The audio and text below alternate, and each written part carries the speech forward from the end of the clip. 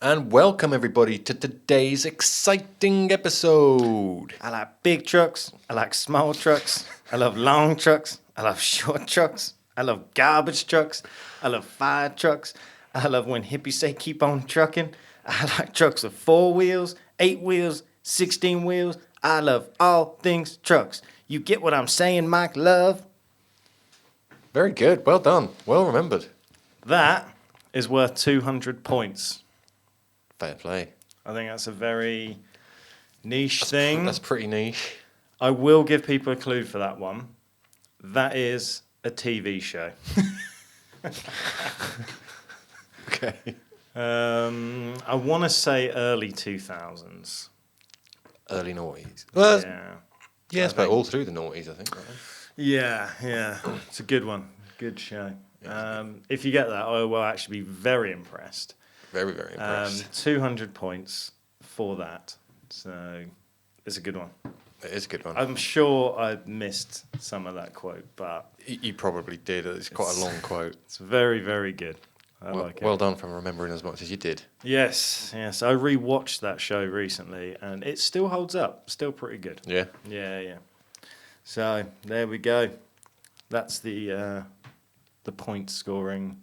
I can Quotes. tell you my favourite episode, but it would ruin it all. No, you can't do that. Tell me after. I will do. Well, today is a little bit different for us. I'm not going to spend too much time talking about it, but it's been a couple of weeks, and everyone has probably seen it or is bored to death of talking about it now. But I feel like I have to address the Charlie Kirk assassination.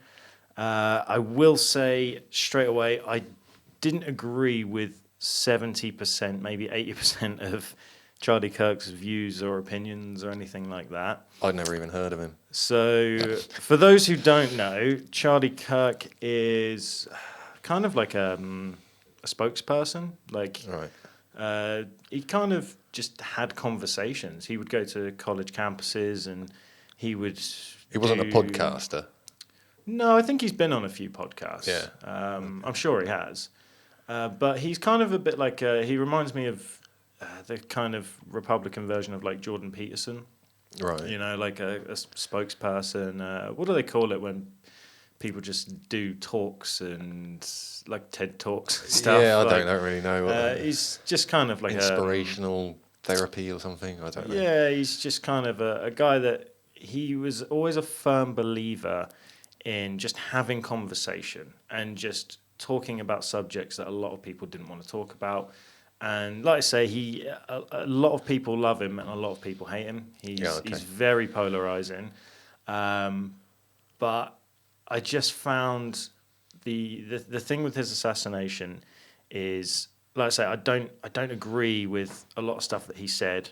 But at the same time, I don't think anyone deserves to be assassinated and shot and killed in front of their friends and family for the whole world to see, because he obviously recorded a lot of his things for YouTube. Like you could type YouTube, Charlie Kirk. It's pretty much always the same setup in like a tent kind of thing, and he's always got crowds of people.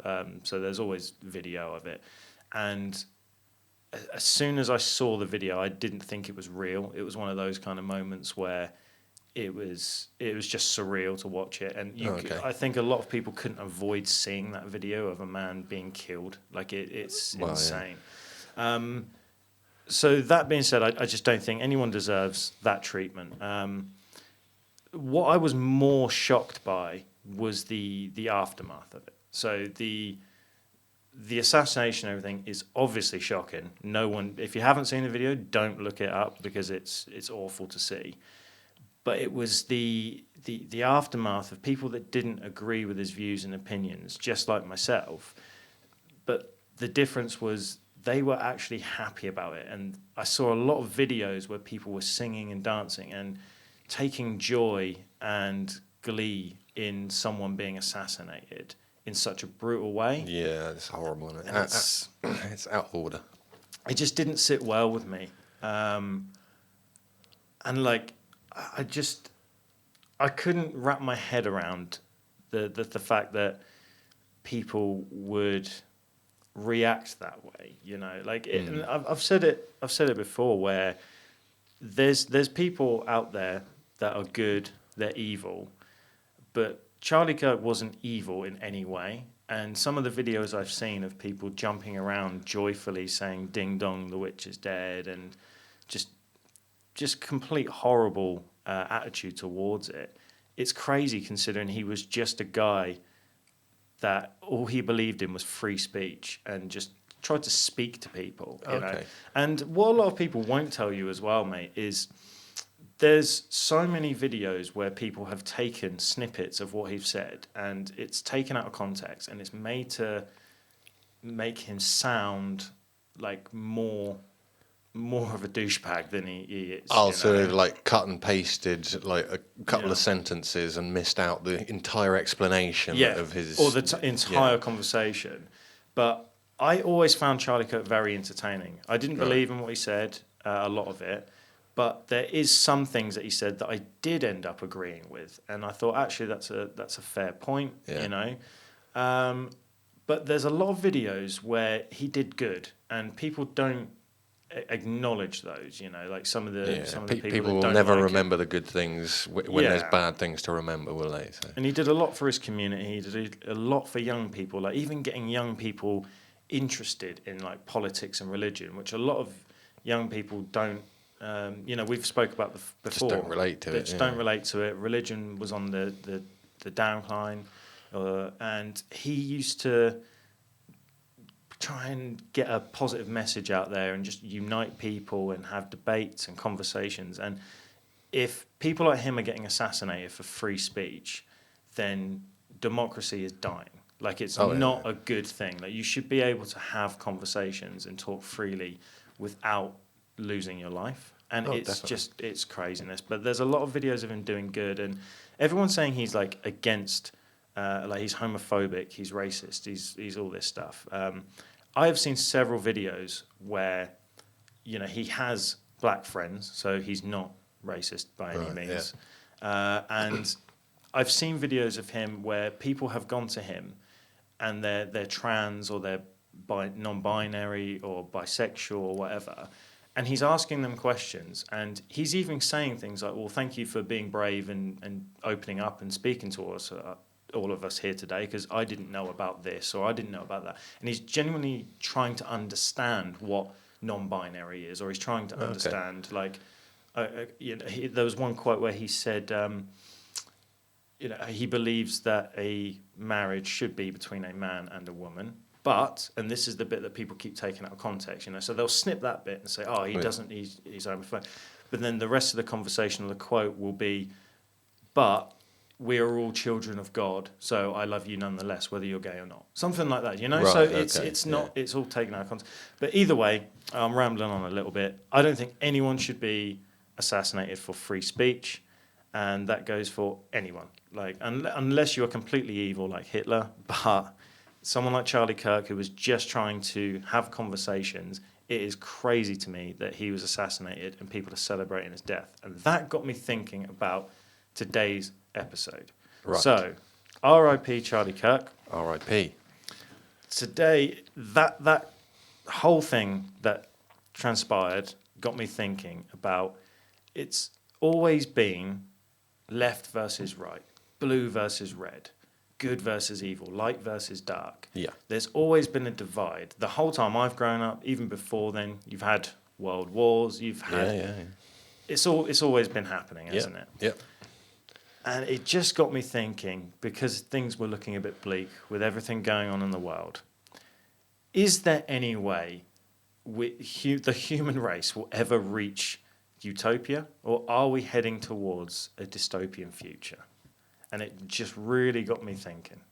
That's a good question. In Charlie Kirk style, I wanted to have just a conversation with my good buddy about the subject of, do you think we're heading towards... What's the state of the world here? Yeah, like, do you think we're heading towards a dystopian future?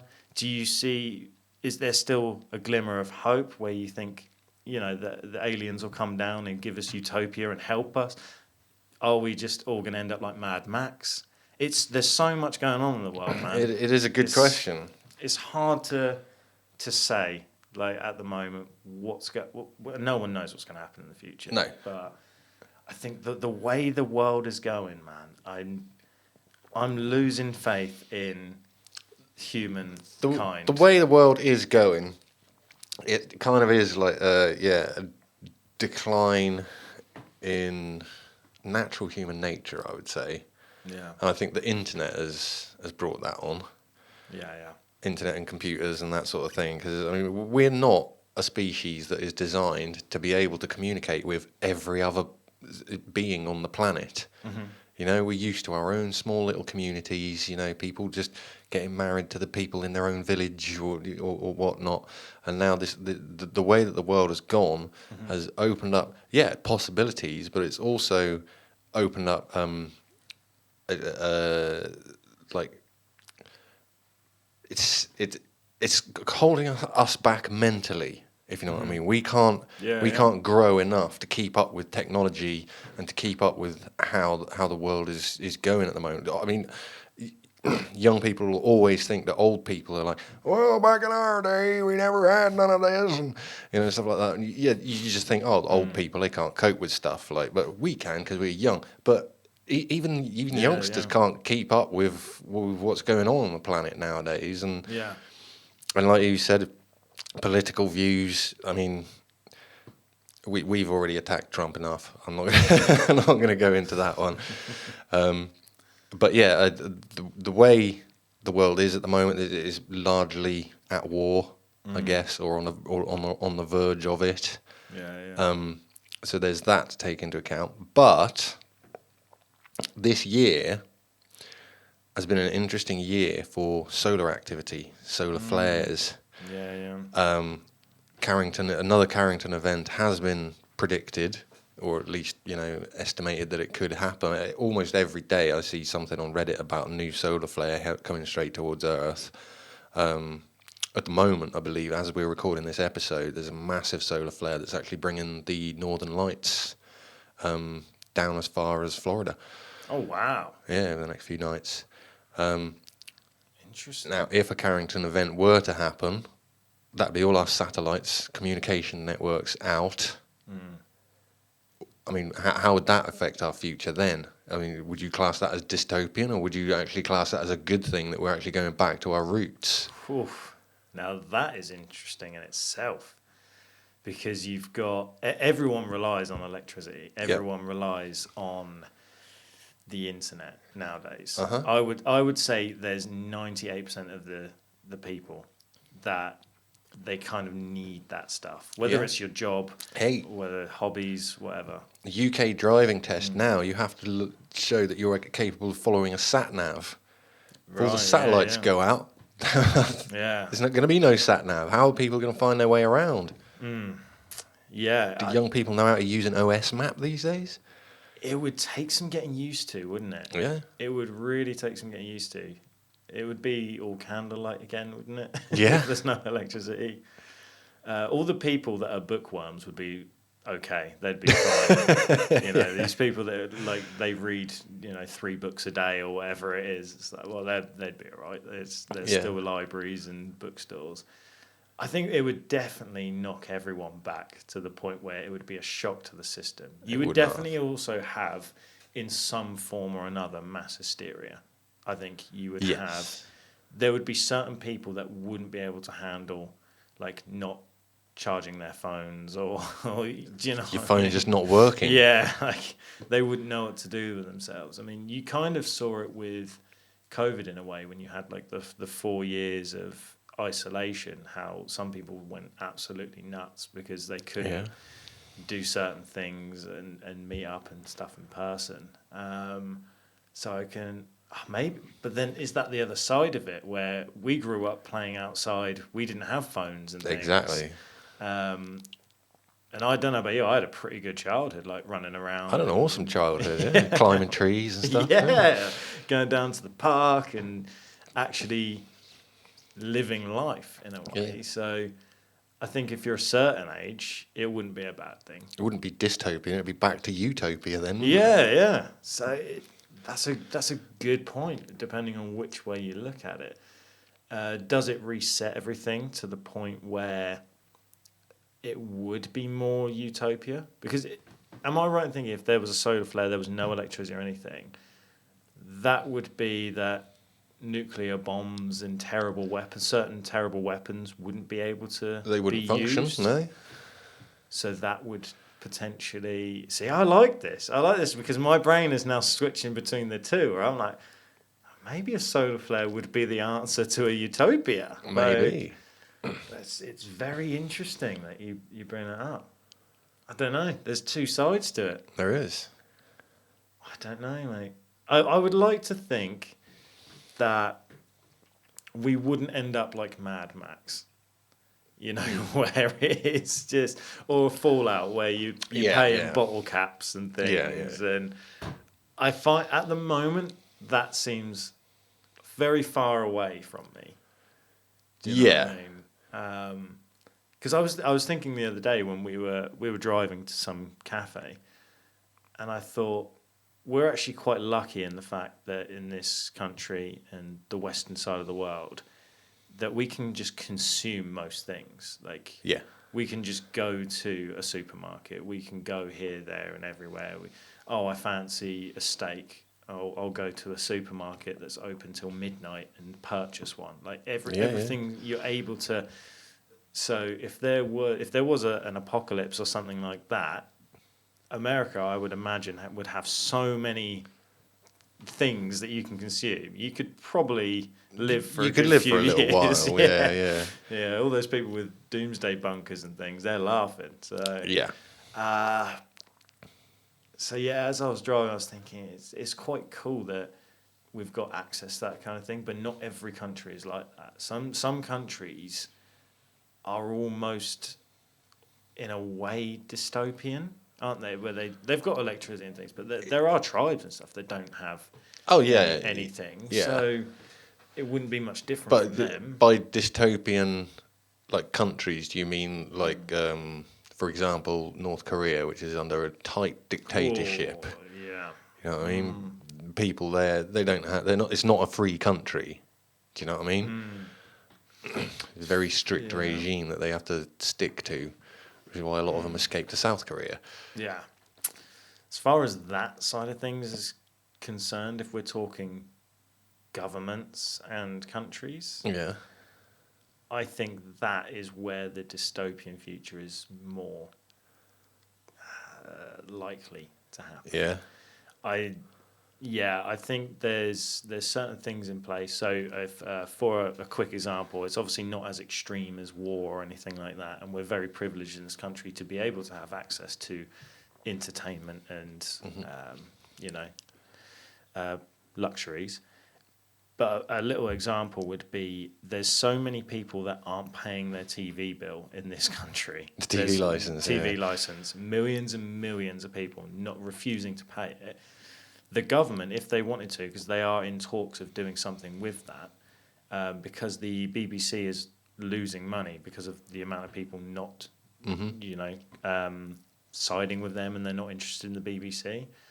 Can't think why, but anyway, that's beside the point.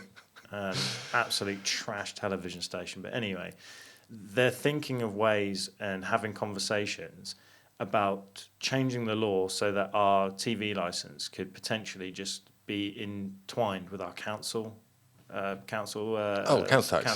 Oh, really? And people won't be able to opt out. So if governments start doing things like that, where it's you've got to pay this because it's part of it, because you can't refuse to pay council tax or whatever, because you end up being homeless and go to court, prison, whatever it might lead to. Yeah, and they will track you down years and years later as well. So it's one of those things where the government have got power that if they change the law, we don't have a say in it. They did it with the Online Act recently. There was no bill, there was no vote for us guys on whether to bring in this Online Safety Act, and they claim that it's for the children, to protect the children from online content, for adult content. Oh, right. That in itself is a great idea.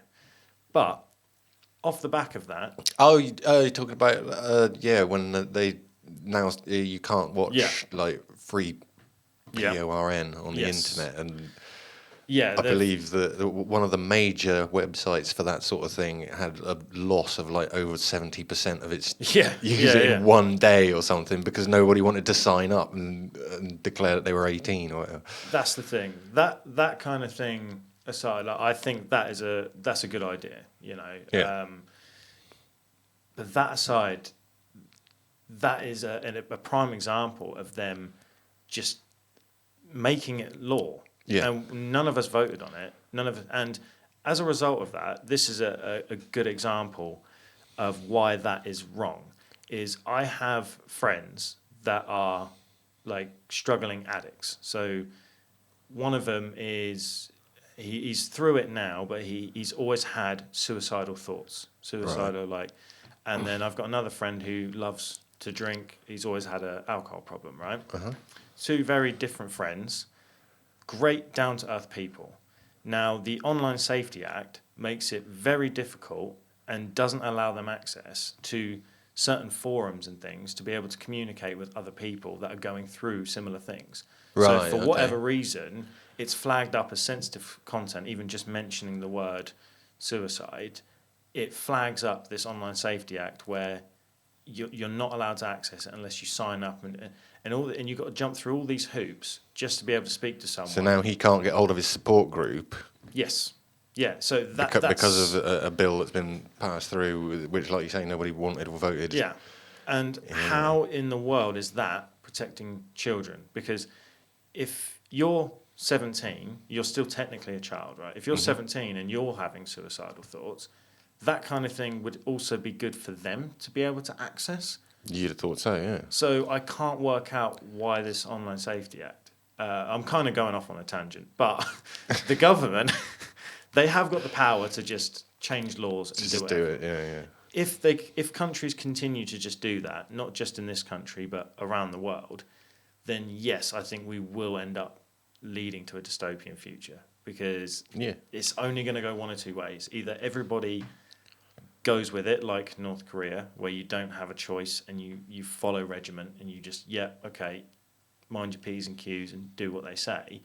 Or you have revolt, revolution, protests, riots. Civil war, which then will also ultimately lead to a dystopian future. Yeah. Of people fighting and like, it's crazy what happened in Nepal. I'm sure it was Nepal, where they basically set fire to everything. Like the government, they dragged the prime minister out of his house, threw him in a river. They went absolutely nuts, and they went against the government. And I genuinely can't remember what they were protesting I remember about. something about that, yeah.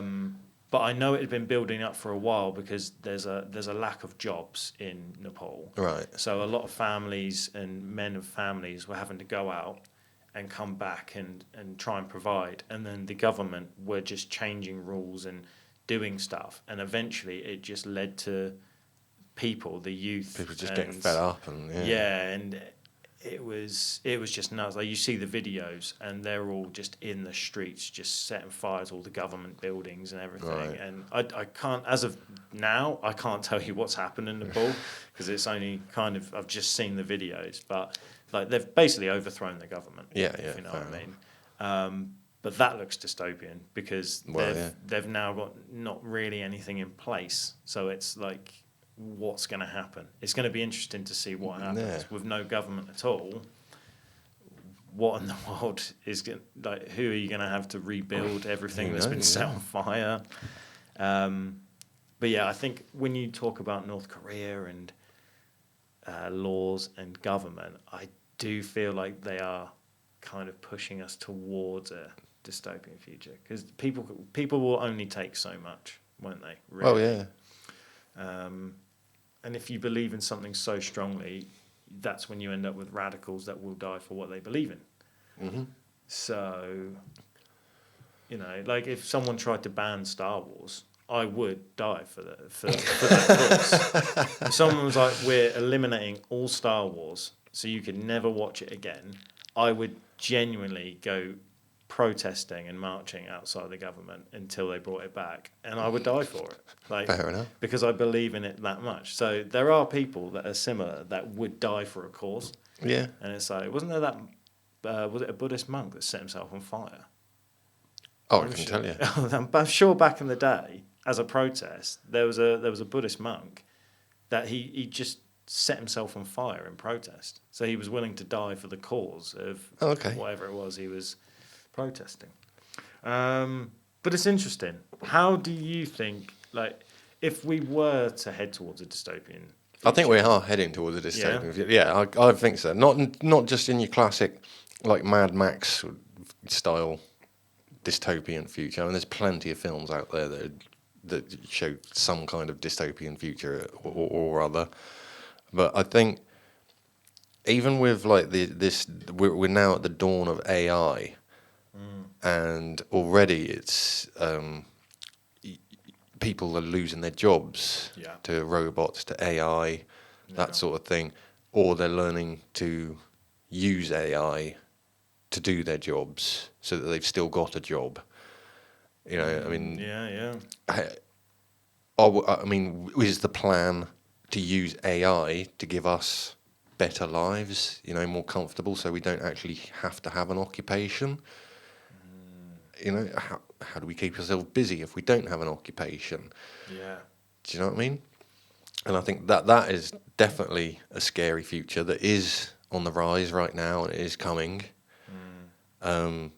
Obviously, different political powers have different effects on their countries, like you said, with the overthrowing their government at the moment. But yeah, I just think that particularly with mental health on the decline as well, potentially losing your job when you've got mental health issues is another problem. I think wealth is a big problem. Wealth, personal wealth, because there's obviously 1% of the population controls like 50% of the money in the world, in the entire world. I actually had to stop listening to a certain podcast, which I'm not going to name. I'll tell you after. I absolutely loved this podcast. Two hosts. They got really, really popular and very wealthy from this podcast. And the last few episodes, well, I should say maybe 10 episodes ago, they start talking about more wealthy things that I couldn't relate to. Right, you know, okay, like buying jet skis or whatever. And I thought, it's still entertaining, whatever, it doesn't bother me that much. I've had to delete that podcast, and I've sworn to not listen to it again, because the last episode I listened to made me absolutely furious, because they're so wealthy now, I can't relate to them in any way. And a prime example is, for fun, because they were bored, they were talking about, should we just put like a 10 grand bet on something? And they're talking amongst themselves about putting a 10 grand bet. I don't know about you, but I would love to have 10 grand to survive, not just throw away on a sports game because you've got the money. And absolutely, then mate. 10 grand could help clear off quite a lot of debts. And don't get me wrong, I know they donate to charity, so I know they are good people. It's just the content of their podcast from when it first started to now, it's just craziness. Like I personally just don't find it entertaining anymore, because the stuff they're talking about is putting such divide in wealth. And it's, you know, I'm not poor by any means. I'm not rich by any means. I'm just your average guy. But if I'm listening to that podcast and I'm thinking, dude, like, you're talking hundreds of thousands of pounds, just kind of like, oh, wouldn't it be funny if we did this, if we did that with our money? And I'm just sat there listening, like, that's so out of touch. Like, that is nuts to me, that there is Israel, Gaza, wars, all this stuff going on around the world, and you're like, should we just throw 100 grand out the window? It's nuts to me. That's absolutely crazy. So yeah, it's like, sorry to keep rambling on about things, but wealth is a big thing. It is. The old FOMO is another one, the fear of missing out. Because, like you said, I mean, people can get really quite wealthy from doing very little these days. You know, social media, influencers and that sort of thing have a big impact on particularly young people's lives. And I've heard some quotes recently saying that a lot of like Gen Z young people don't want to get a job for less than 40 grand a year. Yeah. In the UK, I mean, how crazy is that? Like, I mean, Nuts. they just expect to be able to walk into a job for that. Yeah. And that in itself is crazy because like most people probably on just over half of that. You know, and that is what most people are earning these days. You know, 24 to 28, say, a year, something like that is fairly average. I've always been told you're lucky to get, a few years ago, I would always be told you'd be lucky to be earning 30 grand a year. Yeah. Is like the kind of standard thing. I think that goes back to when you said the internet has changed things, and it's. I find it crazy that we've got influencers on YouTube that have had such an impact in the entertainment industry that's all the youngsters want to do. Yeah. And they all think that they can just do it, and it's nuts because we've got jobs that need filling, that need to be doing, and they just don't want to do it because they think because they believe that within a year and a half of launching their first YouTube video, they'll be driving a Ferrari around the Bahamas. Yeah, it's like, I want to be the next KSI, so I'm gonna do this. With Miss World sat next to him in the passenger seat. Yeah. I always remember. I think I've mentioned it before on the pod, but I always remember that study that some guy did, Matt something. He did this study where he went round all the colleges and these high schools, and they were asking everyone, like, what's your dream job? And it was something crazy, like 86% of everyone he asked just said, I want to be famous or I want to be rich. Yeah. That was all they cared. They did. And then the odd person who was like an A-star student, you would have someone who was like, I want to be a doctor. No, I want to be a neuroscientist. I want to be actually has an aspiration. Yeah, but a lot of them were like, I just want to drive fast cars and like record it and get rich and famous on YouTube. And it's like, damn, like, it's nuts. It's crazy that people actually consider that as a viable job to go into, though, isn't it? Yeah. But so when I was younger, I always wanted to be a zookeeper. Really? Yeah. I wanted to be an astronaut. Yeah. You love space, I love animals. It's like when you're a kid, it makes sense. Yeah. So I wanna do this. But yeah, I think the internet and social media has it's changed everyone from a certain age. I think it's just changed their views on the world. But yeah, I think we are heading towards a dystopian future. Not to sound too bleak. I know this episode's been quite dreary and down there. It's quite a sad episode, to be fair. But I'm gonna pull it back a little bit here now because I know we've said some bad things about like the young people and the Gen Z and that sort of thing. Mm-hmm. But do you not think that young people and whatnot are trying to live healthier lives? You know what? Because they're more aware of the mental health issues. They're more aware about their actual general health and well-being. They're listening to podcasts about self-wellness and that sort of thing. And like last week or the week before or whenever it was, there was you and a couple of the guys from work were talking about the benefits of kimchi. Oh, yeah. No, I've never tried kimchi. Yeah. Sounds horrible. I don't want to eat it. Right? But even like these are like 20-year-old lads. They're talking about the benefits of having a healthy lifestyle. Yeah. Talking about not being interested in going out to clubs, drinking alcohol, taking drugs, all the stuff that we used to do loads of in the 90s, and they're not interested. They're more interested in giving themselves a better life. Whether that be through social media and becoming influenced or just being influenced by the people who do that. But I do feel like the Gen Z generation does have a good handle on their own health and well-being, far better than what I did when I was their age. And I also think that they're a bit more switched on as well. Like when it comes to, like, I'd say like, you're not going to find someone from Gen Z reading a newspaper. Do you know what I mean? Because they know, it's a load of rubbish. Like, Gen Z and a certain age of youngsters, they're getting their news and information from people like social us. media or like podcasts, like you say, like podcasts and things. And that is more truthful than a newspaper, which every week is like, oh, you know that thing we mentioned last week? Yeah, we apologise, that wasn't real, or we lied. Do you know what I mean? And or the newspapers tend to side with the left or a right. Yeah. It's very rare that it actually comes straight down the middle.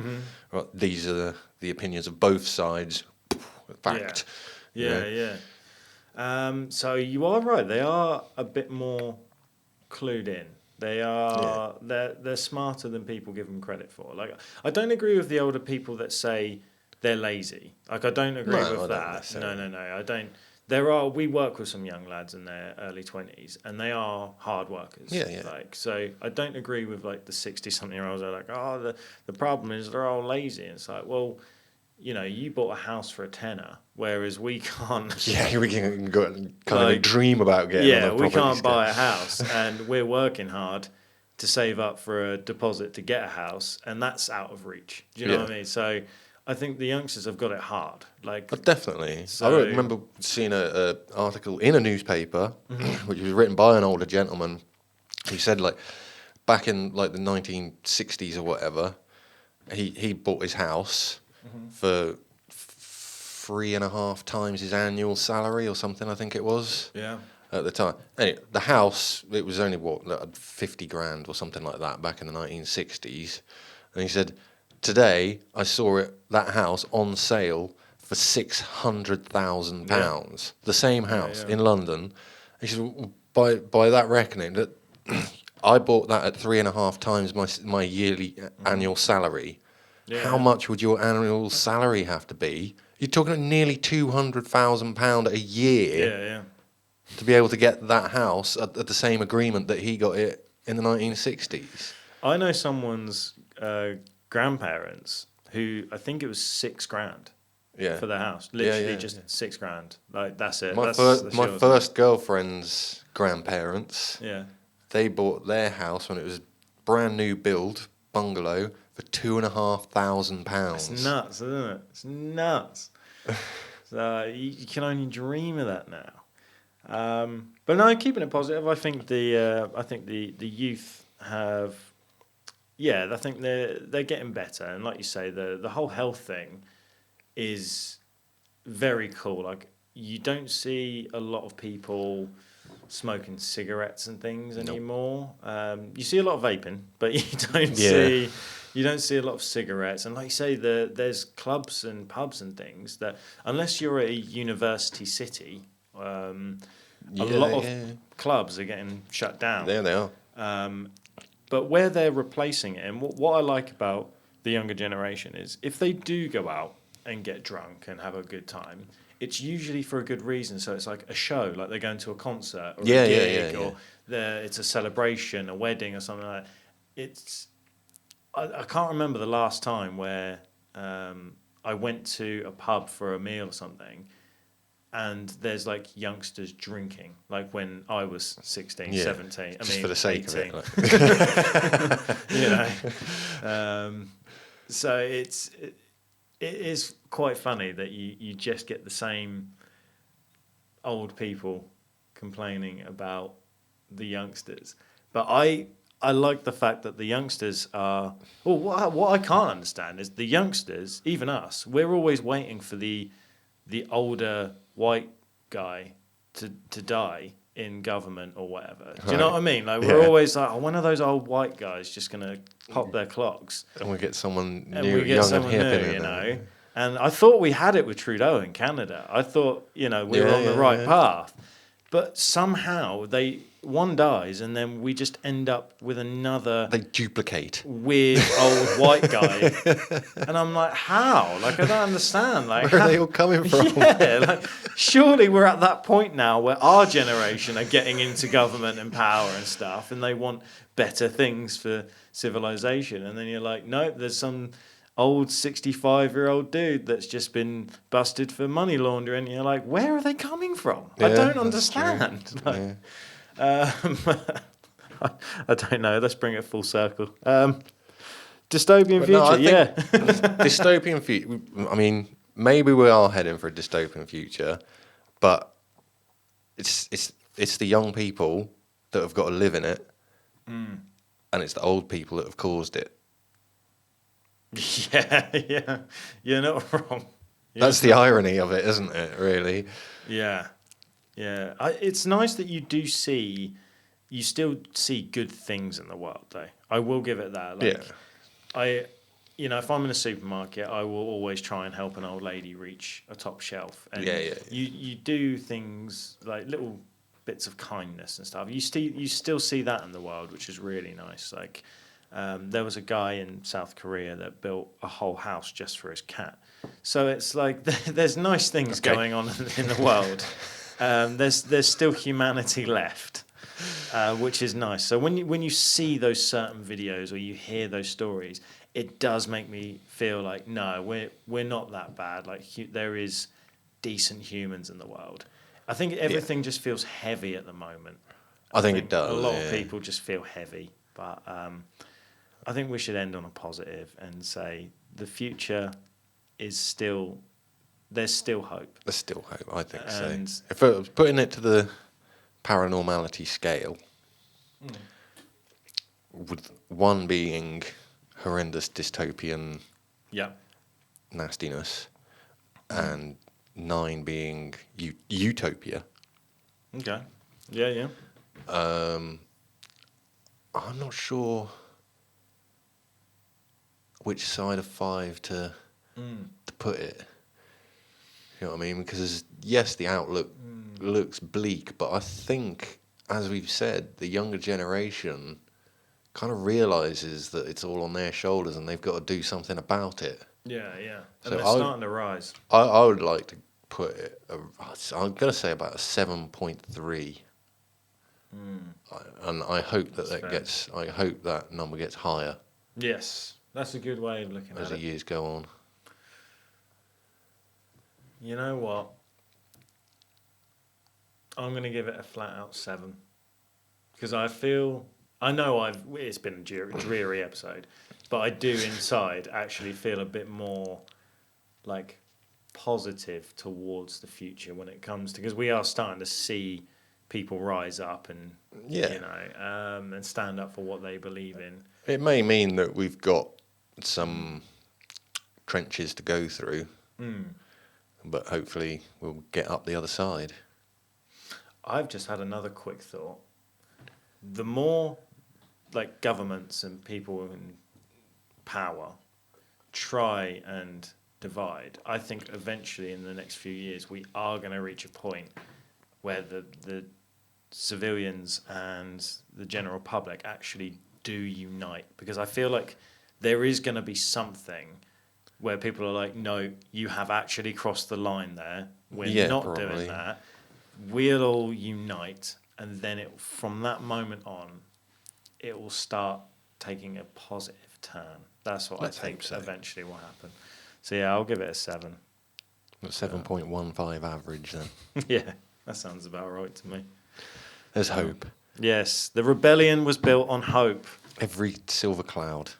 Yeah. No, every cloud has a silver lining, isn't it? Yeah. That's the one. Something like that.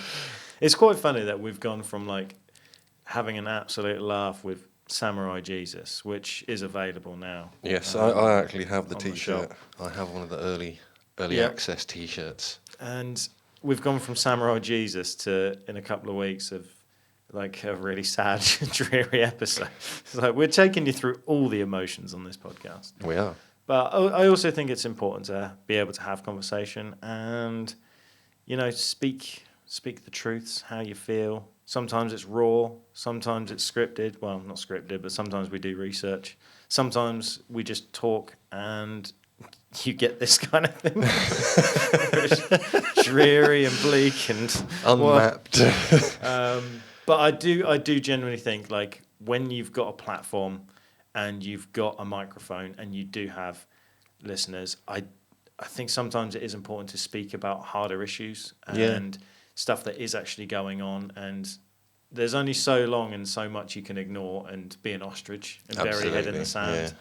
Yeah. And sometimes if we sit down and don't have these conversations, or at least mention something, then we're part of the problem. And I think democracy and free speech is important for everyone in the world. Yes. So, yeah, that's why I think we've had this kind of episode. It's not the most happy positive, but you got to have these conversations sometimes. Sometimes. Yeah. And next week, we promise it will be more fun and happy. We go back to something silly. Yeah, we're gonna have to do a real silly one next week. Yeah, we're not actually that far away from our 3-year anniversary either. So that's true. That is going to be a fun one. That'll be more like a party. So it might be another creature feature. Who knows? Oh yes, we like the creature features, don't we? Yeah. Yeah, and we got the giveaway. And the giveaway for the 3-year. And we got an awesome new T-shirt designed to go on the giveaway. We have indeed. That'll be like the top prize. Yeah. So if you haven't enjoyed this episode this week, then fair enough. I don't blame you. And if you have enjoyed it, we'll see you next week. Give us a ring. 012121. And until next time, I've been Pirate. I'm Josh. And this has been Paranormality UK. Ta-ta. Ta-ta!